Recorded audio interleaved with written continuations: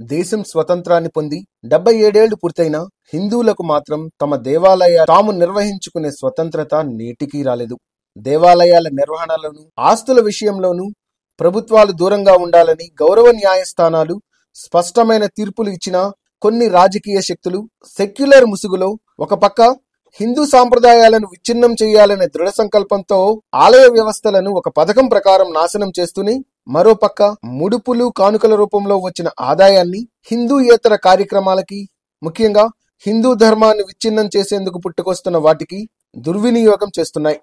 హిందూ దేవాలయాలను ప్రభుత్వ నియంత్రణ నుండి విముక్తం చేయాలని, స్వయం ప్రతిపత్తి గల ఒక ఉత్తమ ధార్మిక వ్యవస్థకు అప్పగిస్తూ వెంటనే చట్ట సవరణ చేయాలని విశ్వ హిందూ పరిషత్ ఒక జాతీయోద్యమానికి శ్రీకారం చుట్టింది.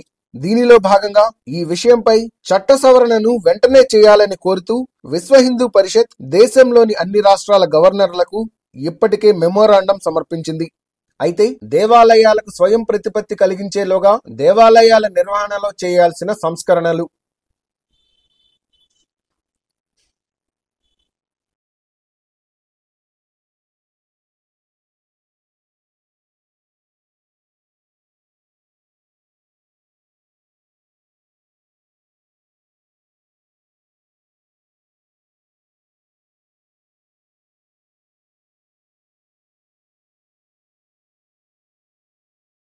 పూజ్య ధర్మాచార్యుల శుభాశిస్సులతో దేశవ్యాప్త ఉద్యమంలో భాగంగా హిందువుల మనోభావాలను, సమస్యలను అర్థం చేసుకుని ప్రభుత్వాలు వెంటనే స్పందించాలన్న లక్ష్యంతో హైందవ శంఖారావం భారీ బహిరంగ సభ నిర్వహించబడుతోంది.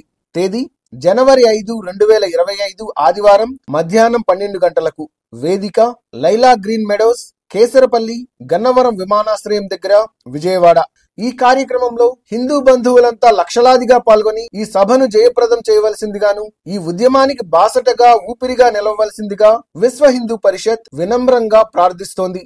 హిందూ దేవాలయాలకు స్వయం ప్రతిపత్తి, రక్షణ మరియు సమాజ సంరక్షణ కోసం జరుగుతున్న ఈ హైందవ శంఖారావానికి మీరు మద్దతు పలకండి.